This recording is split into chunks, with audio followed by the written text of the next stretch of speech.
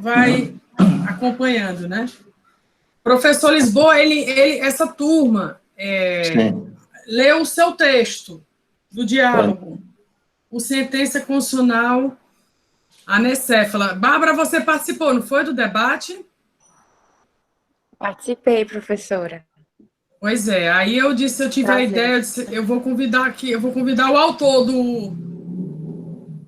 do artigo, e eles acharam muito curioso, Lisboa. Foi não. Porque eles diziam, nunca ouvi falar nesse tema.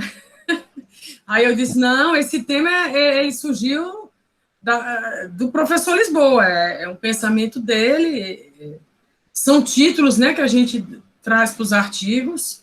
Sim. Mas eles debateram, viu? Vamos já entrar aí na aula, mas tivemos um debate sobre o texto. Eu fico feliz e me sinto honrado pela leitura, né? Eu acredito que isso é sinal de que tanto você como docente e os próprios alunos realmente estão com essa vocação acadêmica à flor da pele, né? Você conhece de longos anos. Então, isso é muito bom. E é uma oportunidade para que a gente discuta e traça, inclusive, outras ideias, né? Exato. Provavelmente, seus alunos destacaram pontos que nem eu mesmo percebi. Né? Às vezes a gente escreve um artigo, mas não percebe algumas coisas que outras pessoas que leem acabam percebendo, né? E isso é muito bom. É sempre muito enriquecedor. Eu coloquei a Unifor, ela criou uma plataforma. Foi não. E só para, assim, para fomentar mais, né, a participação dos alunos nas aulas, e eu coloquei a nossa live, não foi, Bárbara? Sim, a gente assistiu. E leram o artigo, Lisboa.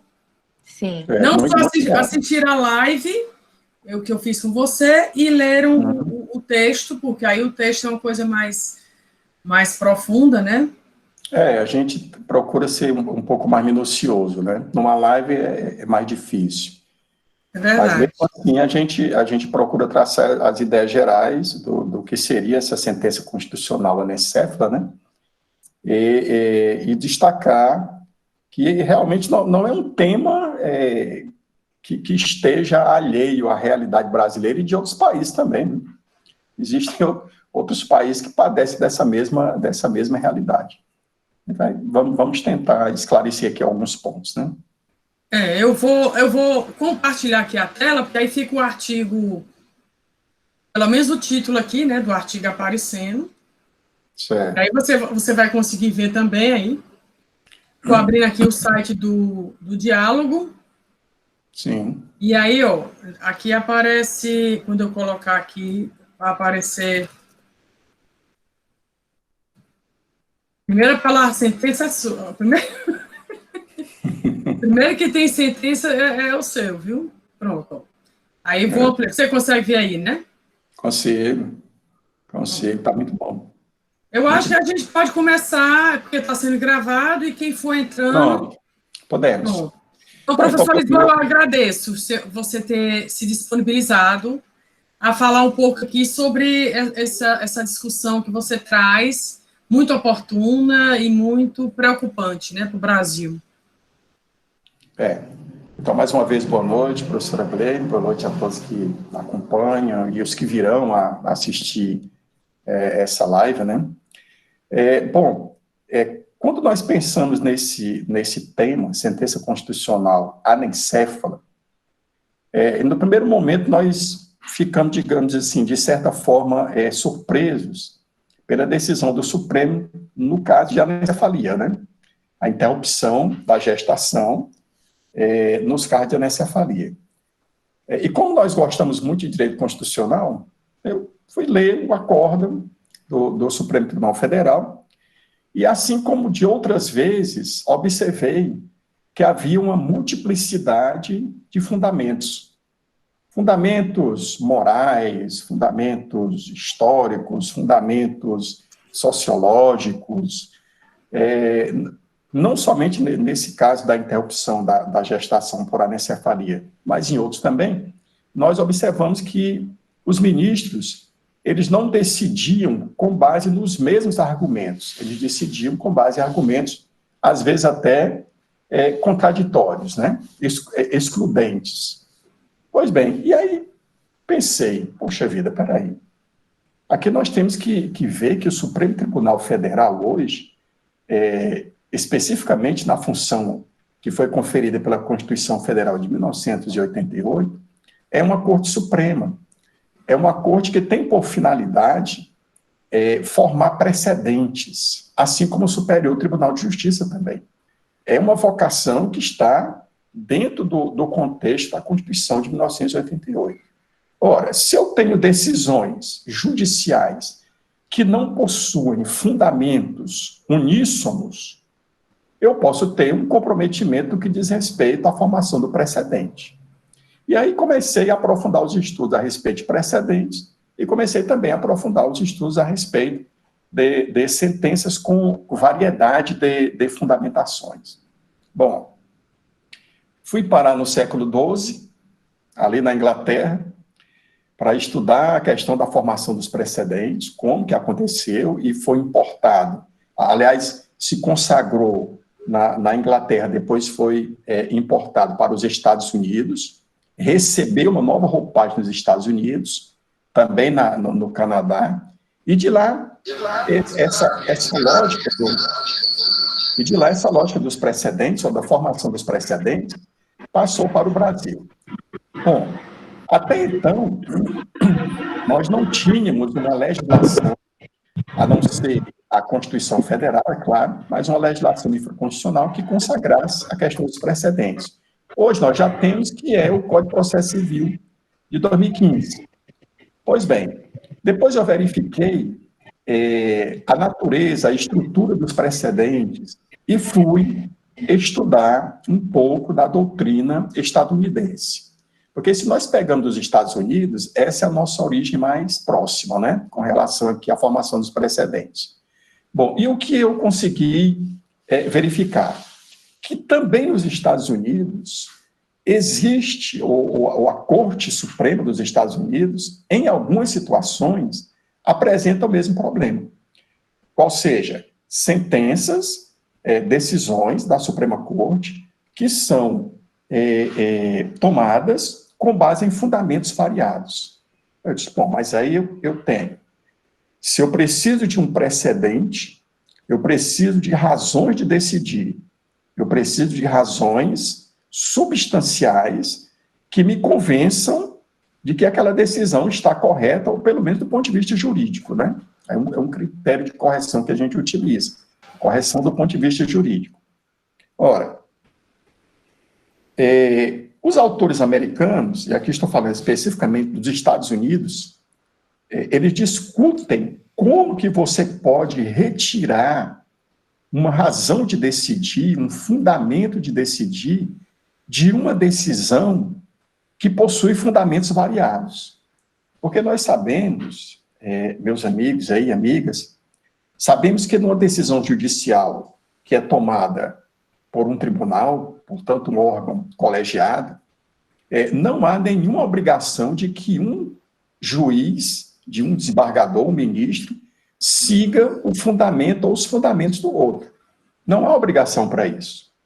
Cada um pode decidir pelos seus fundamentos. No entanto, para a formação do precedente, a identificação da razão de decidir, a identificação dos fundamentos relevantes é fundamental.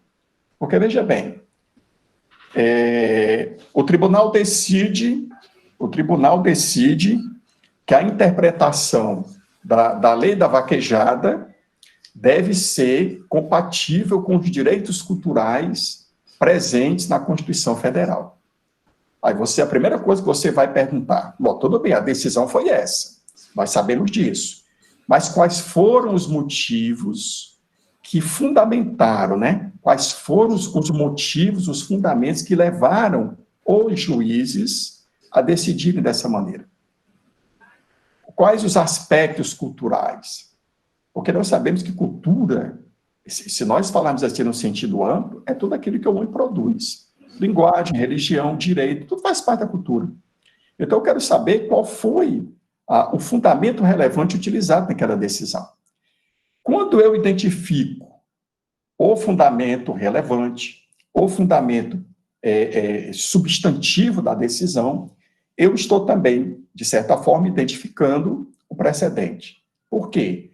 Porque o precedente, ele vai indicar uma solução para o futuro.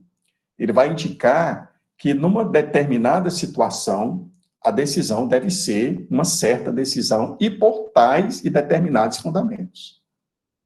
É interessante que a gente destaque que, depois da Constituição de 1988, especificamente, há uma distinção entre tribunais superiores e tribunais supremos, ou como na linguagem do professor Luiz Guilherme Marinoni, tribunais superiores e tribunais supremos. Tribunal superior, nós teríamos aqui na nossa organização judiciária os tribunais de justiça dos estados, do Distrito Federal e Territórios também, né? Os tribunais regionais federais, os tribunais do trabalho, eleitoral, etc. E nós teríamos como cortes, tribunais supremos, o Superior Tribunal de Justiça e o Supremo Tribunal Federal. Qual seria a distinção básica? Aqui não vou me alongar com relação aos tribunais superiores, tá certo? Porque a esses cabem a solução de conflitos, a aplicação do direito no caso concreto. Mas no caso dos tribunais supremos, das cortes supremas, né, e aí o Supremo Tribunal Federal e o Superior Tribunal de Justiça na organização judiciária brasileira, nós temos que a função precípua não é resolver conflito. O recurso extraordinário que vai para o Supremo Tribunal Federal, a ação direta de inconstitucionalidade que já é proposta diretamente lá no Supremo Tribunal Federal, não tem por vocação solucionar conflito. A vocação é de formação de precedentes. Daí se dizer, e muito bem, e cito mais uma vez aqui o professor Marinoni, que o Supremo Tribunal Federal tem por vocação a harmonização da interpretação da Constituição, ou da interpretação do ordenamento jurídico segundo os ditames constitucionais, para fim de formação de precedentes. Tá certo? Então, nós podemos dizer, seguramente, que segundo o perfil traçado pela Constituição Federal de 1988, o Supremo Tribunal Federal e o Superior Tribunal de Justiça são cortes de precedente. Se esses tribunais são cortes de precedentes, eles não têm como função precípua solucionar conflitos. O Antônio brigou com o Raimundo, tem uma pendência entre eles, então o tribunal vai resolver quem é que tem um direito, de maneira alguma. O Superior Tribunal de Justiça cuidará da interpretação, da harmonização do direito federal, e o Supremo Tribunal Federal cuidará da interpretação, da harmonia, da interpretação da Constituição Federal. Daí nós não podemos dizer que as ações que tramitam no Supremo Tribunal Federal têm vocação para solucionar conflitos individuais. Basta lembrarmos aqui, meus amigos, minhas amigas, aquele requisito de admissibilidade para o recurso extraordinário, que é a chamada repercussão geral. Quando o recorrente apresenta a sua petição de recurso extraordinário, o Código de Processo Civil obriga que ele faça um item na sua petição de recurso indicando a repercussão geral. Ora, o que é que ele tem de fazer com isso? Ele tem de demonstrar que aquela questão que está sendo levada ao Supremo Tribunal Federal não é uma questão que diz respeito somente ao recorrente e ao recorrido, mas uma questão que transcende aquele caso individual, do ponto de vista social, do ponto de vista econômico, do ponto de vista jurídico, etc., né, como está no Código de Processo Civil. Então, veja, partindo dessas premissas todas, formação de precedentes, origem dos precedentes na Inglaterra, nos Estados Unidos, a natureza do precedente, como identificar um precedente, como fazer, como retirar as razões de decidir de uma sentença que possui vários fundamentos, tá? Eu talvez tenha sido o primeiro, né, de falar de sentença constitucional com esse termo aí, anencefalia, né, ou sentença constitucional anencéfala. Não conheço outra pessoa que tenha feito isso. Mas o professor Luiz Guilherme Marinoni, ele tem um livro que foi publicado, salvo engano, em 2015, a primeira edição, quando ele fala de sentença plural. E a ideia que ele dá é essa, de que a sentença plural é exatamente uma sentença que tem variados fundamentos, e que você precisa retirar desses variados fundamentos os principais para formar o precedente. Então, me parece assim, que a ideia já existia, que é o fato de você verificar que sentenças de cortes supremas podem ter variada fundamentação e isso comprometer a formação do precedente. Mas, realmente, sentença constitucional anencéfala, parece que eu não tenho visto por aí. Já pesquisei no Google, mestre Google, né? Não encontrei. Depois de identificado, então, esses parâmetros, precedentes, a função precípua de uma Corte Suprema, no nosso caso, o Supremo Tribunal Federal, tá certo? Nós passamos para a questão da interpretação e da identificação, aliás, interpretação não, fundamentação e motivação das decisões judiciais, né? Então, desde a lição de Michele Tarufo, lá na Itália, que é muito utilizado aqui no Brasil, ele é de uma lucidez, eu vou dizer até assim, uma lucidez processual civil fantástica, ele influencia muitos processualistas brasileiros, tem um livro sobre motivação da decisão judicial, tá? E tem outro livro dele também, quando ele diz que, na realidade, o que o juiz faz é construir fatos, ou reconstruir fatos. Porque nós sabemos que, num determinado processo, os fatos que são narrados pela parte autora, os fatos que são narrados pela parte ré, esses fatos já passaram, esses fatos já existiram, eles não voltam no tempo, não tem como acontecer isso. Então, nós iremos tratar com a interpretação ou as interpretações desses fatos. Para isso, cada parte apresentará as suas razões. A parte autora, razões que lhe deem a vitória, no caso, a procedência do pedido, e a parte ré, apresentando razões suficientes para que também saia vencedora com o julgamento pela improcedência do pedido. Mas quando esse processo chega lá na Corte Suprema, chega no nosso caso aqui no STF, o STF não quer saber se a decisão que deu razão ao autor, ao réu, é que está certa. O Supremo quer saber se a decisão tomou o rumo, a direção de uma interpretação e aplicação da Constituição razoável e sã. Certo? Por que eu digo razoável e sã? Porque nós temos uma discussão no entorno aqui do Brasil, no caso da Venezuela, tivemos um período também no Chile, que é no chamado constitucionalismo abusivo. Se vocês pegarem, aí fizeram uma pesquisa num instrumento aí qualquer de pesquisa, vocês colocarem constitucionalismo abusivo, vocês encontrarão muitos países que adotam essa prática. O que seria? Veja bem, o Nicolás Maduro na Venezuela está no poder há vários anos, e por conta de emendas constitucionais que facilitaram a eleição dele. Vladimir Putin, na Rússia, está há vários anos no poder, também por conta de modificações na Constituição que permitem, fazem com que ele continue no poder, tá certo?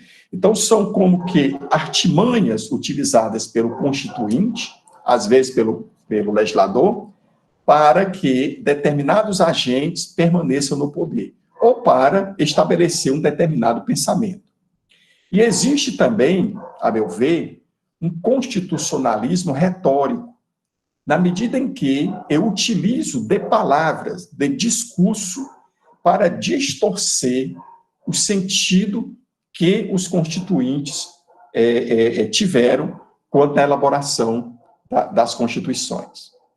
E isso não seria exclusividade se nós compararmos a interpretação da Constituição de 1988 hoje com a interpretação que seria dada há 20 anos passados.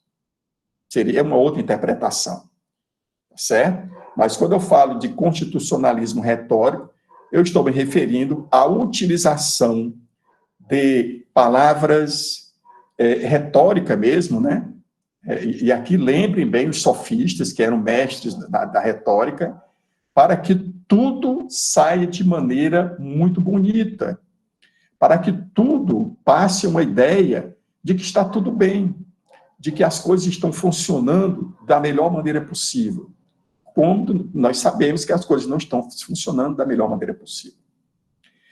Aqui, professora Blaine, me perdoe lembrar um pouco da minha época de magistrado. Eu passei alguns anos como juiz e recordo que, presidindo uma eleição, chegou um canal de televisão para fazer uma entrevista. Isso no dia da eleição, né? No dia da captação dos votos.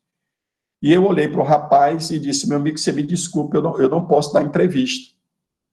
O rapaz olhou para mim e disse: mas, doutor, aqui é ao vivo, eu não terei outra chance para lhe entrevistar. Bom, tudo bem, então procure outra pessoa. Tem mais gente aí do TRE, eu não posso lhe dar entrevista. Hoje, professora Blaine, queridos alunos e alunas, nós percebemos que os juízes, eles dão pitaco na política, posicionam politicamente, vão a cerimônias onde nós temos políticos, né? Adiantam votos, eles dão opiniões sobre processos que ainda chegarão na corte, ou seja, é realmente uma situação muito delicada que nós estamos vivendo, né? Tudo pode, desde que você pense igual a mim. Eu posso falar o que eu quiser, o processo não chegou ainda no tribunal, mas eu já estou dando aqui a minha impressão, eu acho que vai acontecer isso. Às vezes o ministro, ele diz, especialmente no Supremo, tem ministro que diz assim: olha, está na hora da OAB tomar as providências, propondo uma ação direta de inconstitucionalidade. Então, mas quem tem que propor a ação direta de constitucionalidade é o Conselho Federal da OAB, não sob a orientação ou indicação de um ministro. Então, essa descaracterização, não sei porque eu fui de uma época em que a gente se formava e tinha aquele formalismo, né? Tinha aquela coisa, isso ainda é um obstáculo epistemológico meu, né? Mas, como nós estamos hoje, nós identificamos que o direito constitucional ele está perdendo o crédito pelo que estão fazendo dele. Uma matéria muito linda, muito bonita. Todo e qualquer ramo do direito deve estar ligado com o direito constitucional. Aí você vai, observa as decisões do Supremo Tribunal Federal, decisões de tribunais, aí, puxa vida, mas que decisões são essas? Ontem eu vi, estavam falando de uma coisa e agora já decidiram outra. Como que pode? Eles decidiram há menos de um mês um assunto e agora estão voltando. Decidiram, aliás, antes de 2009, que só havia prisão por sentença transitada em julgado, né? Depois disseram que não podia, aí abriram de novo. Aí depois disseram que retorna para o trânsito em julgado só acontecer com o último recurso, lá no Supremo Tribunal Federal. Em poucos anos, nós tivemos 4 decisões sobre esse tema. Isso causa uma erosão na Constituição, uma erosão semântica, uma erosão de sentido. Eu não sei, muitas vezes, quando me perguntam o que é propriedade, aí eu fico imaginando, qual é a propriedade que esse cidadão está querendo saber? Né? Por quê? Porque existem vários significados. Quando nós lemos os acórdãos, nós verificamos duas ordens de fatos que podem ou não ser relevantes para a formação do precedente. Primeiro, é o que a doutrina chama de ratio decidendi, né? Esses argumentos, esses fatores, eles são fortes, eles são razões de decidir. Por isso que são ratio decidendi. Por exemplo, aqui vou dar algo bem simples. Numa ação de investigação de paternidade, o exame hematológico, cujo sangue foi colhido do pai, do pretenso pai, né, é fundamental para a verificação da paternidade. A verificação ou não, né, da paternidade. Mas, veja bem, está no processo um fato interessante. A mãe da criança contou que conheceu esse rapaz num forró. Bom, mas ela ter conhecido o rapaz no forró não é relevante para dizer se esse rapaz é ou não pai da criança. Então, é um motivo, é um fato que faz parte do processo, mas que não é relevante para a decisão do processo. No entanto, a perícia, a prova técnica, aquele exame de DNA, prova testemunhal, pessoas que viram, né, são provas fundamentais, e essas provas serão tomadas por base para a formação da convicção do julgador. Pois bem, no órgão colegiado, nós não temos a mesma prática sempre. Vou falar da prática nos Estados Unidos e vou falar na prática aqui no Brasil, do Supremo Tribunal Federal, para vocês verem a distância que há entre elas. Em primeiro lugar, a Suprema Corte dos Estados Unidos não transmite ao vivo as suas decisões, os seus julgamentos. O nosso Supremo Tribunal Federal transmite. Não estou dizendo que é errado. Publicidade é bom. Mas temos um detalhe que chama atenção nos Estados Unidos. Os ministros, os juízes da Suprema Corte, eles procuram um acordo quando estão diante de um processo. Eles conversam sobre aquele ponto principal que é fundamental para a decisão do processo. Certo? Então, em muitas ocasiões, a decisão sai por unanimidade, pode até sair um voto divergente, quando realmente não é conseguida a unanimidade, né? Mas você tem juízes alinhados, eles buscam esse entendimento. Aqui no Brasil, para vocês terem uma ideia, eu vou fazer aqui percorrer um caminho aqui com vocês, para identificarmos quando é que um processo efetivamente é julgado lá no Supremo Tribunal Federal. Chegou o recurso extraordinário. Pois bem, o recurso extraordinário, primeiro, tem que passar pelos critérios formais e não formais, né? Tem repercussão geral, tem pré-questionamento, o que eles estão alegando, que a sentença viola a Constituição. Isso foi debatido no acórdão recorrido, aí passou pela primeira sabatina, vai para o relator. O relator, ele lê, prepara o voto e pede dia para julgamento. Solta o processo, né, para julgamento. Só que essa atitude do relator pode passar vários anos. Ele com o processo para fazer o relatório, para fazer o seu voto. Né? Quando ele decide soltar o processo para a decisão no plenário, aí ele encontra um outro, que é o presidente do Supremo Tribunal Federal, que tem por atribuição, uma delas, né, colocar o processo em pauta. Aí o que acontece? O ministro chega com o processo e diz para o presidente: o presidente, meu processo aqui, está liberado, está pronto para ser julgado. O presidente pode dizer: tudo bem, solte ele para cá que eu vou colocar em pauta daqui a tantos dias. Ou então ele diz: não solte agora não, porque nós já temos outros processos aqui para julgar. Né? Temos outros processos aqui para julgar. Então, aqui nós temos, primeiro, a boa vontade, o trabalho dos relatores em levar o processo para julgamento, a boa vontade, o trabalho do presidente em pautar o processo para ser julgado. E aí a gente pensa que está tudo bem, né? Está tudo bem não. Sabe por quê? Porque durante o processo, um dos ministros pode pedir vista. E se o ministro pede vista, interrompe o julgamento e só Deus sabe, tá? Só Deus sabe quando é que esse julgamento retornará. Nós temos processos que passaram 7, 8 anos com pedido de vista. Isso está na estatística do Supremo Tribunal Federal. Pois bem, mas vamos imaginar que isso aí tudo correu rapidinho. O relator soltou o processo, que foi para o presidente pautou, os ministros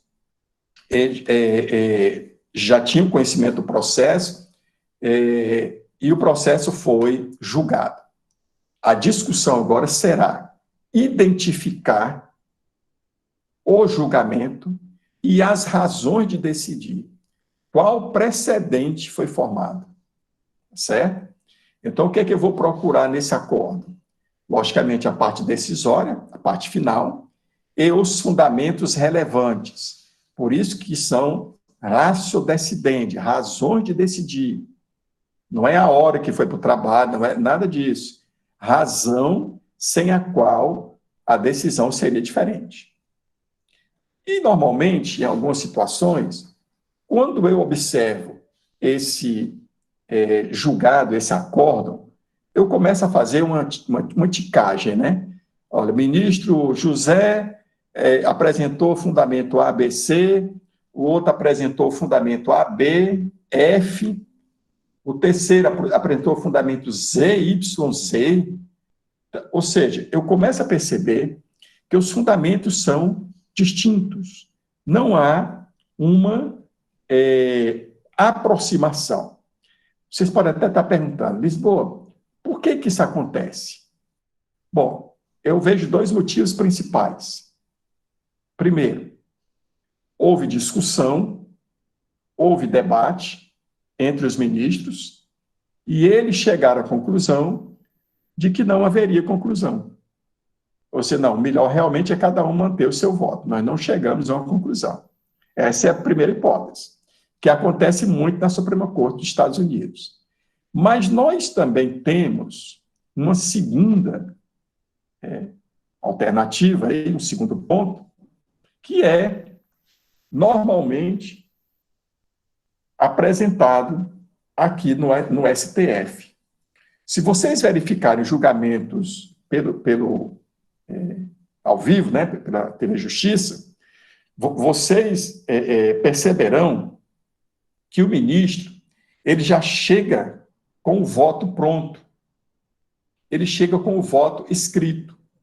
Ele vai ler o voto, ou seja, o que ele ouviu do ministro anterior, o que ele ouvirá do ministro relator, o que ele ouvirá do ministro presidente, né, que se votar, não vai influenciar quase nada porque ele já trouxe o voto dele pronto, escrito.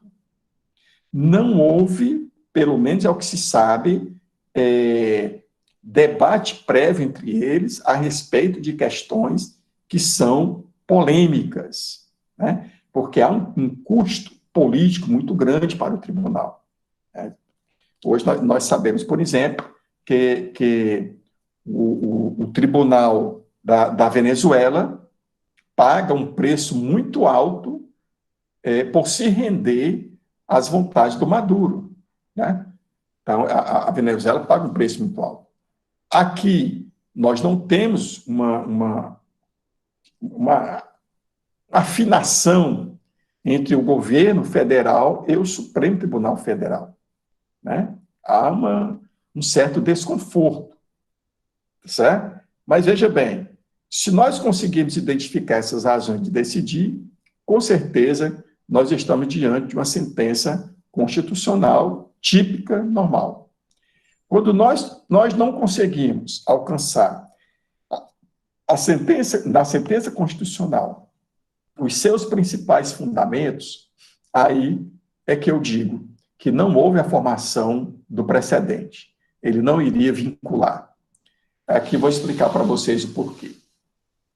Numa decisão judicial, está dito que nós temos basicamente 3 elementos, né? três partes. Você tem um relatório, você tem as razões de decidir e você tem a decisão, certo? Se você tem interesse na decisão imediata, foi pela procedência do pedido para o fim de condenar o autor, aliás, o réu, a pagar uma indenização ao autor. Aí você já vai saber, ele vai pagar a indenização, qual será o quanto, já resolveu o problema.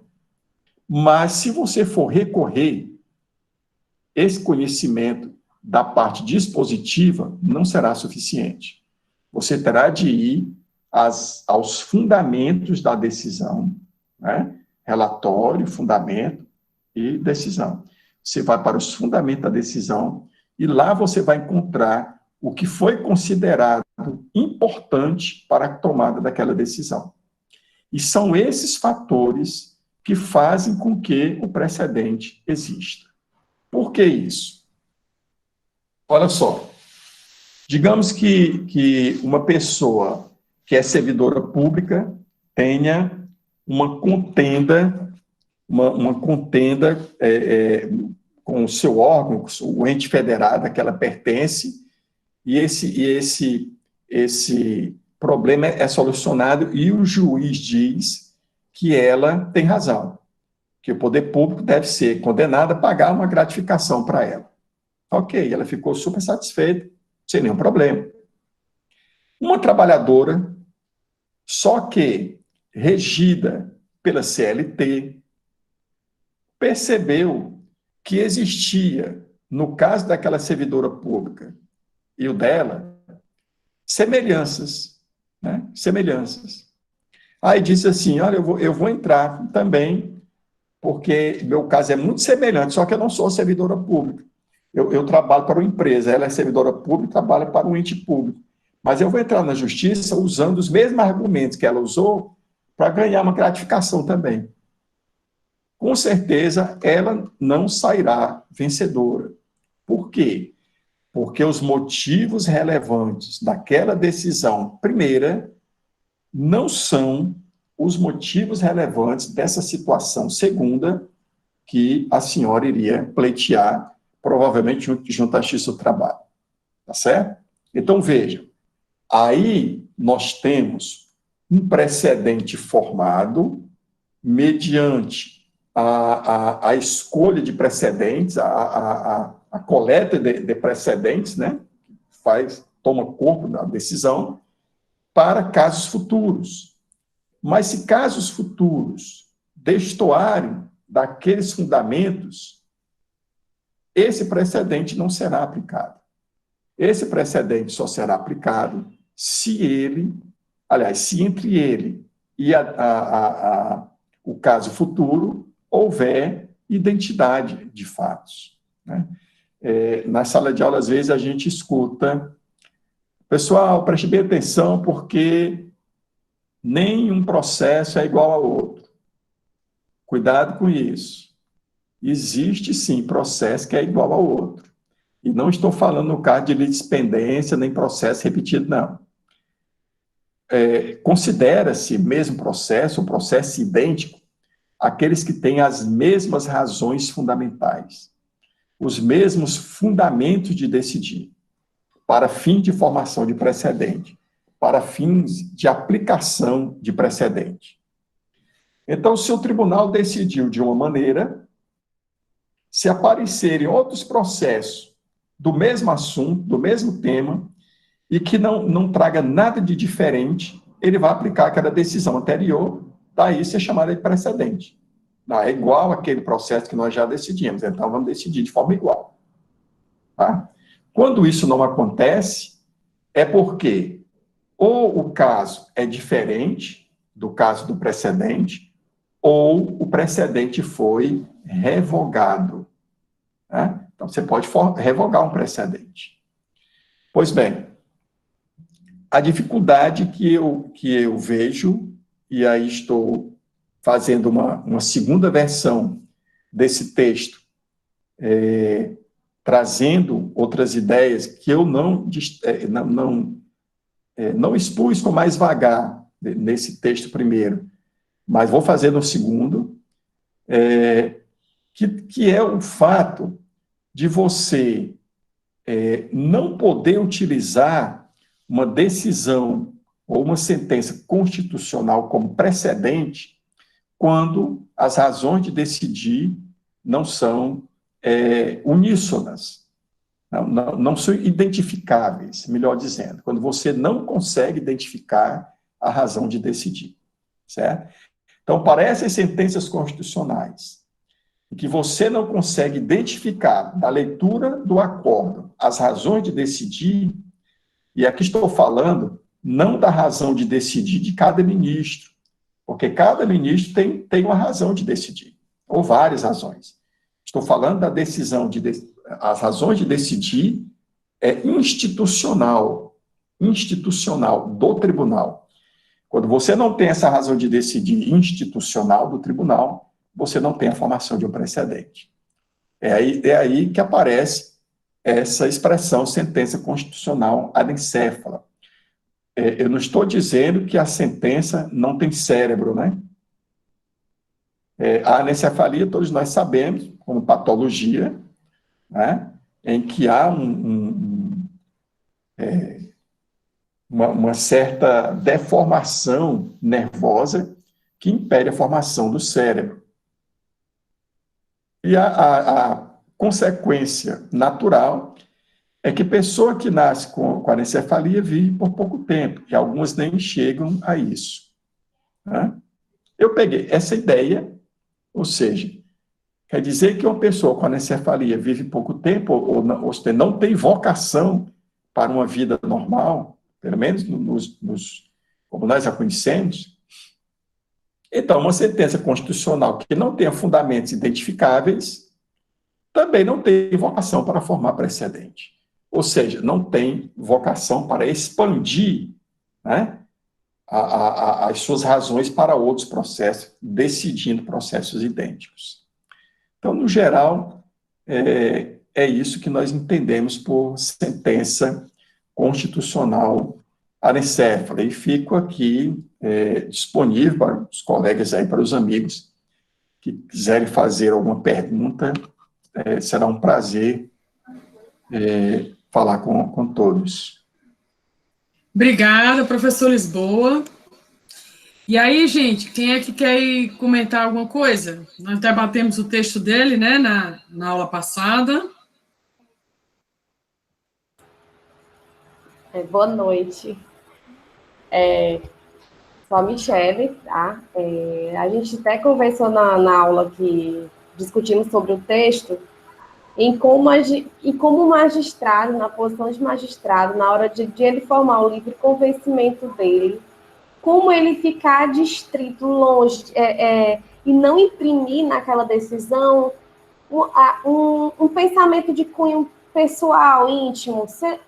Não sei se estou me fazendo entender, mas, tipo, se é uma situação naquele processo que ele se desagrada pessoalmente, se aquele assunto de alguma forma lhe toca, como ele se tornar totalmente imparcial. Isso foi uma discussão que a gente teve rapidinho na aula sobre esse tema, porque é difícil você dar uma opinião, assim, julgar uma coisa sem imprimir uma opinião. Não sei se você está entendendo o que eu estou querendo dizer. Sim. Michele, obrigado pela contribuição. Você está falando precisamente sobre o que na epistemologia a gente conhece como obstáculo epistemológico. O que é esse obstáculo epistemológico? São as nossas crenças, os nossos preconceitos, tudo que nós aprendemos segundo as nossas experiências, segundo aquilo que, participando em sociedade, aprendemos. Seja o homem uma tábula rasa ao nascer, né, como querem alguns filósofos, ou ele já traga alguma coisa do ponto de vista genético, mas o fato é que ele aprende muito em sociedade. E o que ele vai aprender em sociedade, os valores, os erros, os acertos, isso ele leva para a vida dele. E quando, no momento de julgar, o juiz, ele não se alheia, ele não se distancia de si mesmo, porque se isso acontecesse, ele deixaria de ser ele mesmo. É meio paradoxal, né? Sou juiz, sou Lisboa, vou decidir. Então, agora eu tenho que deixar de ser o Lisboa e ser o juiz. Não há esse afastamento absoluto. Tá? Há um livro muito interessante do professor Hilton Japiaçu, chamado o mito da neutralidade científica. Então, ele diz que, mesmo na ciência, essa questão de neutralidade nada mais é do que um mito. O homem, quando ele decide de uma forma, ele decide porque pensou ou porque adotou determinadas ideias, determinadas emoções, determinados sentimentos. Por isso que ele faz essa ação, por isso que ele vai e convive, mas ele convive segundo essas ideias. Veja bem, nós podemos identificar duas ordens ou duas categorias de ação, de construção humana. Nós temos diferenças que são naturais e temos diferenças que são superficiais. Essas diferenças naturais, elas estão mais ligadas à questão da física, a questão da força do homem em relação à mulher, a beleza da mulher em relação à beleza do homem, que você dá para dizer que um é mais bonito, o outro não, um é mais forte do ponto de vista físico, tem mais força, a outra não. Enfim, são dados da natureza.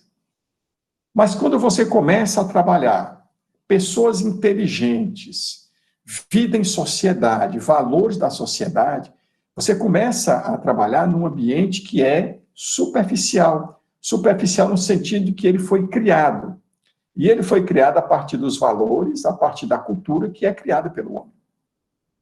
Então, realmente, no momento de decisão, o magistrado, se ele principalmente numa decisão colegiada, se ele for uma pessoa humilde, pessoa simples, ele pode sim, muito bem, olha, eu estou aqui com o meu voto, mas eu me convenci das razões que o colega acabou de apresentar, então eu vou seguir o voto dele. Ou então, ele pode assumir a postura de que, não, eu respeito todos os votos, mas o meu voto é esse aqui, é diferente. Tá?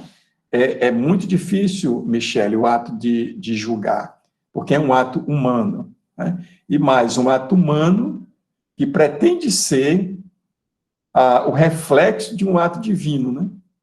Que dizem que só Deus sabe julgar, e o homem vai julgar também. Verdade. Pois é, realmente é uma dificuldade. Quem mais quer comentar? A Val Glace quer falar alguma coisa, Val Glace? Cadê a Letícia, que diz que nós temos 11 Supremos? Quem mais quer comentar aí? O Rafael Medeiros. Aproveita aí o professor Lisboa, viu? Aproveita o professor Lisboa. Professor. Pois não? Eu sou a Val Glace. Eu queria só que o senhor, se pudesse, me explicasse melhor sobre essa questão do princípio do colegiado.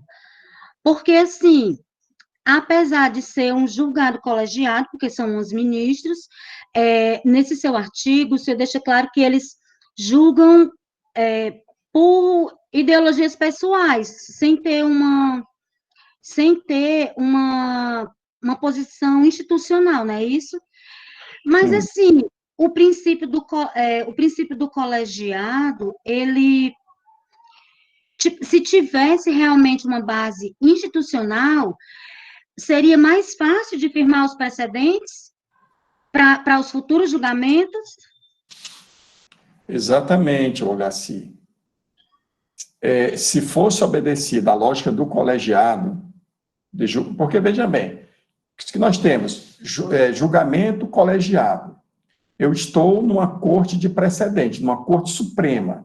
Se eu estivesse num tribunal de justiça, numa corte superior, não teria problema. Mas eu estou numa corte suprema, no Supremo Tribunal Federal. Então, eu tenho de procurar formar um precedente para outros processos, né? Processos posteriores.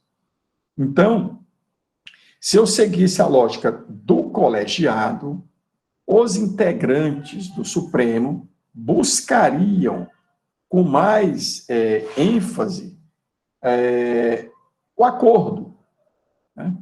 O acordo com relação aos fundamentos, estariam mais próximos com relação aos fundamentos, né? Porque você apresenta vários fundamentos para uma mesma decisão, isso fragiliza a colegialidade e fragiliza também o acordo que você está confeccionando, que você está participando, debatendo para a sua formação, tá certo? Então, penso que, nesse aspecto, o princípio da colegialidade também é afetado. Deveria ser mais...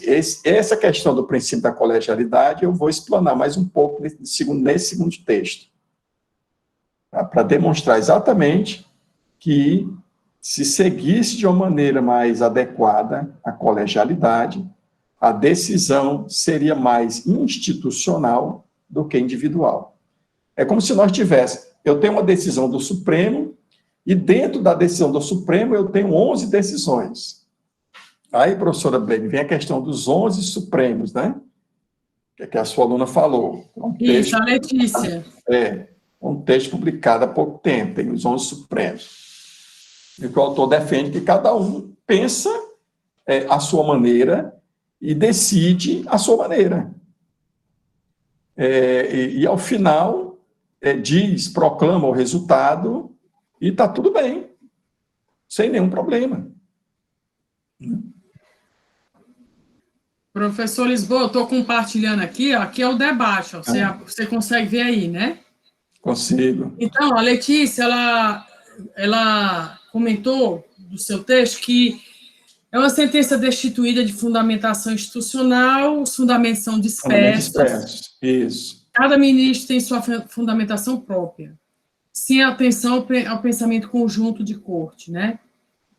E nunca se sabe como será a fundamentação da decisão, o voto. Aí eu botei de vermelho, são 11 Supremos. A Bárbara, você quer falar alguma coisa, Bárbara? Não, professora, eu na verdade, eu queria agradecer também a oportunidade de entender um pouco melhor com a presença do professor, porque eu falei no dia do debate, eu achei um pouco complexo o texto, porque eu nunca tinha ouvido falar do tema, como vocês falaram, que foi o professor que alertou para essa questão. Então, fiquei agora com entender melhor. Eu achei muito interessante. E a gente também está lendo outro texto, em outro estágio, né, professora, que eu também faço com a senhora, estágio em que o autor fala da tragédia do judiciário, e ele fala sobre que um dos motivos para a gente não ter celeridade processual é a falta de unificação de jurisprudência. Então, eu até queria saber a opinião do professor, assim, que não sei se é o caso, né, de essa também falha do STF também ser um problema na nossa celeridade processual, também ser um impedimento para a gente para a gente ter essa morosidade do judiciário. Então, achei interessante, porque esse texto tem acrescentado muito nas outras leituras que a gente tem feito.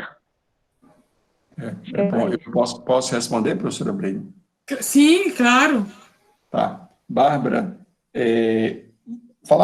falar de morosidade de poder judiciário, você tem que tocar em vários pontos. Ou seja, você tem de observar sobre vários ângulos. Judiciário, advocacia, Ministério Público, advocacia privada, advocacia pública, todos os agentes que trabalham e que têm a ver com processos, que estão direto ou indiretamente relacionados. Oficial de Justiça, serventuário da Justiça, todos. Né? Agora, especificamente com relação ao Supremo Tribunal Federal, nós podemos identificar alguns fatores mais próximos, mais diretos. Um deles é o que eu falei agora há pouco. O ministro retira o processo de pauta mediante o pedido de vista. E não tem tempo para devolver. Estou estudando para me convencer e formar o meu voto. Uma outra situação que também impede essa questão da celeridade é o julgamento seletivo. Tá? O que é o julgamento seletivo? Os ministros, eles escolhem qual processo vai para a pauta de julgamento e qual processo não vai para a pauta de julgamento. O relator de um processo, ele tem esse poder, segundo o regimento interno do STF. Tá certo? Agora, veja só, um ministro está com um determinado processo, um processo de uma repercussão política muito grande. Ele sabe que a maioria do tribunal é contrária à tese que ele defende. Olha, eu defendo uma tese, mas eu sei que a maioria é contrária a essa tese. O que você vai esperar de um ministro numa situação dessa? Ele não vai soltar o processo para decisão tão cedo. Por quê? Porque se ele soltar, a tese dele será vencida no plenário. Então, primeiro, ele vai tentar conquistar votos, né? Conquistar para ver se muda o cenário. E aí, se ele vê que a coisa está melhor, aí ele coloca o livro, aliás, o processo para a pauta, para ser julgado. Tá certo? Essa é uma outra causa que nós temos de morosidade no Supremo Tribunal Federal. O que nós temos hoje, a quantidade de liminares que nós temos é avassaladora, é um negócio muito, muito doido. Não tem decisão de mérito, é decisão liminar. Existem 2 livros, aí eu até olhei aqui do lado, procurei eu acho que está por aqui, o outro.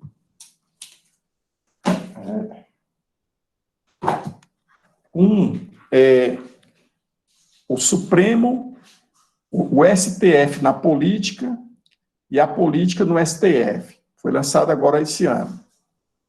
O STF na política e a política no STF. E o outro, que faz um resgate histórico do papel do Poder Judiciário e, especificamente, dos juristas durante a ditadura militar que nós tivemos a partir de 64. Nesse livro aqui, Legalidade e Autoritarismo. É um livro muito bom. Legalidade e Autoritarismo. Nesse livro, ele conta a história de vários juristas que estavam alinhados com a ditadura. Né? Também conta a história de ministro que, quando viu e sentiu a pressão do governo no Supremo, ele virou as costas e foi embora e não voltou mais. Né? Renunciou. Então, são situações que nós devemos estudar, essa questão da morosidade, sobre vários aspectos. Né? Você tem também um advogado, não com processo eletrônico, mas quando o processo é físico, às vezes o advogado de uma parte pega os autos do processo, vai embora e não devolve mais. Aí isso causa morosidade também. Então, são muitos os fatores. Né? Há necessidade de uma educação, uma cultura para a solução rápida dos processos. Professor Lisboa, aí a Bárbara, nas minhas anotações do debate dela, ela colocou assim: deveria ter uma lei determinando que o STF deve ter decisão alinhada. O que é que você pensa disso? Aí eu penso que haveria uma dificuldade com o princípio do livre convencimento do juiz, né? Uhum. O magistrado, no caso do Supremo Ministro, ele tem a prerrogativa do livre convencimento. Ele não está obrigado a seguir o pensamento de um outro ministro. Ele não é obrigado a fazer isso. Claro que esse livre convencimento tem que ser motivado. Uhum.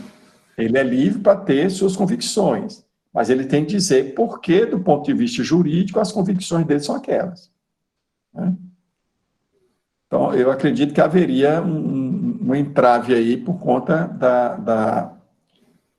do livre convencimento motivado. A Michele, olha aí, gente, vocês não querem falar, eu vou mostrando para ele, viu? Aí ela colocou aqui que é uma verdadeira roleta russa. Na visão dela, a Michele trabalha na Justiça Federal, a justiça é feita no primeiro grau, na opinião dela. Já o segundo grau de jurisdição é uma bagunça. Ela opina que os magistrados não são diligentes e há uma desconstrução do processo que volta do segundo grau. No primeiro grau, o réu é escutado, a instrução é detalhada. A fama do STF é muito ruim entre os operadores do direito, quando ele deveria ser o guardião. Na opinião dela, o TRF deveria ter concurso, né, para o ingresso lá, e ela achou importante a leitura, pois nunca havia pensado no tema e nessa problemática. Aí, Michele, realmente, nós temos um problema com o STF, né? As posturas que os juízes tomam em termos de decisão nem sempre são as mesmas, né? Num determinado momento, o ministro defende um ponto de vista, aí quando você vê uma outra entrevista, ele já tem mudado o rumo e você não sabe. E aí, da mesma forma, você pensa, se você tem um processo judicial, vou pegar aqui, como Michel disse, a questão da loteria, dependendo do ministro, você pode esperar uma boa receptividade ou não. Né? Então, realmente, acontece muito disso. No nosso sistema,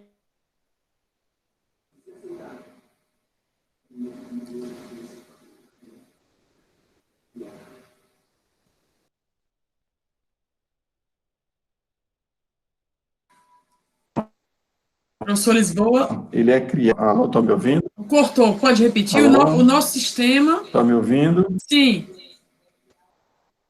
Posso. Vou repetir. Estão me ouvindo? Sim. Estão me ouvindo? Sim, sim.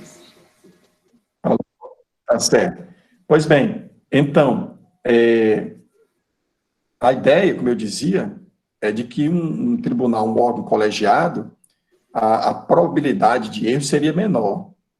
Mas isso não tem sido regra, não é algo que nós possamos seguir de toda forma. Muitas vezes o juiz de primeiro grau toma uma decisão acertada e ela é reformada na instância superior. Mas pode acontecer também da decisão do juiz de primeiro grau ser a equivocada, né? Então, é um critério que, a meu ver, não nos diz se é a justiça de primeiro grau ou de segundo grau a que melhor julga, né? Até porque nós precisaríamos eleger os critérios para dizer o que é um julgamento bom.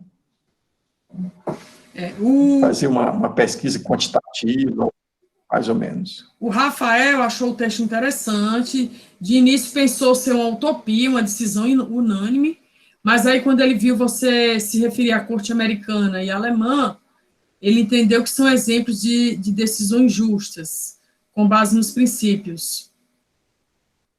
E que no STF, no STJ, há um pensamento preguiçoso.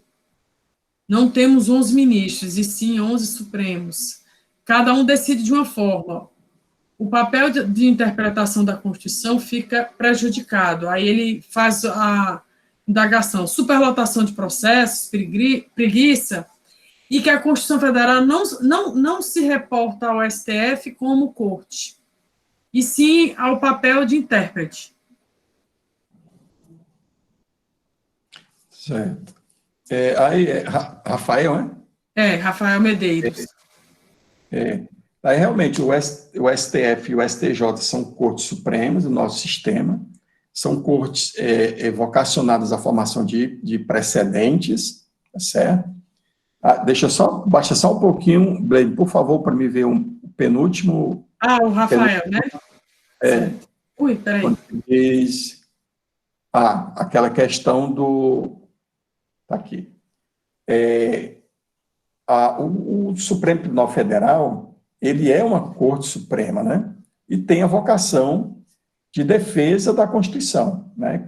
A Constituição diz que ele é o guardião da Constituição. Então, a função principal dele é essa. É a guarda da Constituição e, logicamente, essa guarda pressupõe interpretação, pressupõe aplicação e dizer para os outros o que é a Constituição, né? Ele, no nosso sistema jurídico, da nossa organização, é o local onde você vai encontrar a interpretação e aplicação da Constituição, né? E realmente, há um problema no Supremo para isso. Porque, veja bem, para se chegar ao Supremo Tribunal Federal, você tem que ter indicação política, né?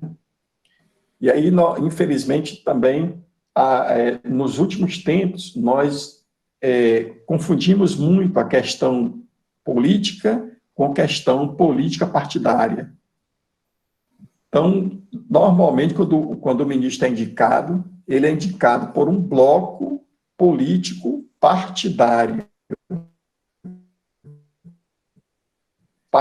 De um partido ou de uma pessoa ou de um grupo de pessoas.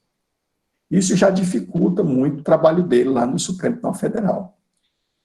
Com relação a muitos processos, a preguiça, tá, o que acontece? Os ministros, eles têm assessores, e são pessoas gabaritadas, são pessoas... Tem, por exemplo, o professor Alexandre Freire, ele dá palestras sobre recurso extraordinário, admissibilidade, você fica assim encantado. Aliás, Alexandre Câmara. Ele é fantástico, muito bom. Então, eu penso aí, Rafael, que realmente nós temos em algumas decisões mais o 11 Supremos do que o Supremo Tribunal Federal, né? O lado institucional fica em segundo plano. E ele critica, diz que você faz menção à decisão dos LGBTs, e como não tem lei, a interpretação foi favorável a encaixar em crime de racismo, né? De racismo, Aí é a questão que eu chamo, né? Constitucionalismo retórico. Eu não tenho uma norma específica. Então, o que eu faço? Por palavras, jogo de palavras, eu procuro justificar a ideia de que quando eu falo em LGBT, qualquer que seja a fobia contra eles, eu vou encaixar num crime de racismo que já existe, para facilitar a penalização, né? Isso, inclusive, criticado pelos penalistas, né? Porque você não pode criar tipo penal por interpretação. Tipo penal é lei em sentido estrito, né? Há um princípio da reserva de lei. Estuda no direito penal 1, os alunos já estudam isso. O Matheus Lucas fez a crítica que as decisões elas são um somatório de votos, né? Então, até que nós conversamos uma vez, né? Vamos supor, são 11. Sim. Aí 6 votam favorável a uma matéria e 5 não favorável, mas os 6 argumentos não se comunicam, e nem os 5 contrários, né? E comentou, né, sobre a fragilidade dos precedentes, até onde eles realmente são constitucionais. É o que nós identificamos mesmo, porque como é que se forma precedente se você não tem ratio decidendi identificada? Vai ser ter dificuldade. E a doutrina americana dos Estados Unidos tem uma dificuldade muito grande de explicar como é que você tira precedente de uma decisão com vários fundamentos. Os autores brigam muito com relação a isso. E aí o Matheus faz uma observação aqui interessante, que essas decisões, elas colocam em risco os direitos fundamentais, na medida em que eu não sei de que maneira ou por quais fundamentos o meu direito fundamental está protegido, ou foi protegido. Hoje nós estamos vivendo muito um mundo de estetização, um mundo de retórica. Hoje a gente ouve falar em novo mundo, nova era, nova moda, um outro novo. Parecem ser as mesmas coisas, com alguns toques, algumas características diferentes. Com a vinda do coronavírus, o homem não deixou de ser homem, ele continuou sendo homem, com mais um problema para resolver. Como tantos outros problemas, né? Já existiram muitas pestes no mundo e o homem continuou. Então, principalmente após o final da década de 1920 do século passado, quando nós tivemos as contribuições de Heidegger, com a obra dele Sei Tempo, né? E a escola de Frankfurt, essa questão da linguagem, da retórica, ganhou um reforço muito grande. Então, tenho muito cuidado com decisões que são bonitas, que são muito belas, muito bem construídas, né? Porque, às vezes, elas estão escondendo uma interpretação da Constituição não autorizada. A decisão é muito bela, mas a interpretação que foi dada à Constituição é absolutamente reprovável. Professor Lisboa, aí esse caminhado, já chegamos lá, né, no Common Law. Como é que você encara isso? Nós temos um sistema híbrido, professora Blaine. Não há como. Nós temos um sistema híbrido. Nós temos,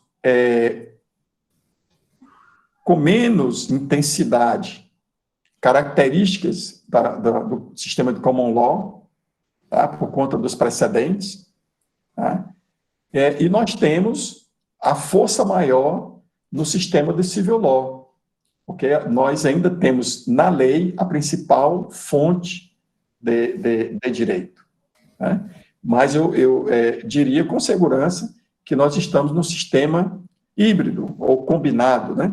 Aí o sistema de Civil Law com Common Law. Isso é bom para o Brasil? Minha amiga, só o futuro dirá. Porque, veja bem, se o sistema de precedentes for bem aplicado pelas Cortes Supremas, será ótimo. Por quê? Porque haverá uma padronização, uma harmonização, tá? Mas teremos, além da formação, a questão do cumprimento desses precedentes, né? Como será feito depois? Então, nós não temos ainda uma formação, uma cultura de precedentes. Ela está sendo formada. Certo. Bem, vocês são privilegiados, viu, professor Lisboa? Uma hora dessa, aqui falando para a gente, viu? Então, acho que mais ou menos isso, né? Não sei se travou aqui. Terminou aqui, eu acho. Professor Lisboa, então, muito obrigada pela sua disponibilidade. Alguém quer falar alguma coisa aí? Acho que não, né? Foi um tema muito rico, eu vou baixar depois o vídeo e mando para você, viu? Tá certo, tá certo. Eu não sei se eu lhe enviei a tese do Ivo Teixeira Gico, que é a tragédia do judiciário.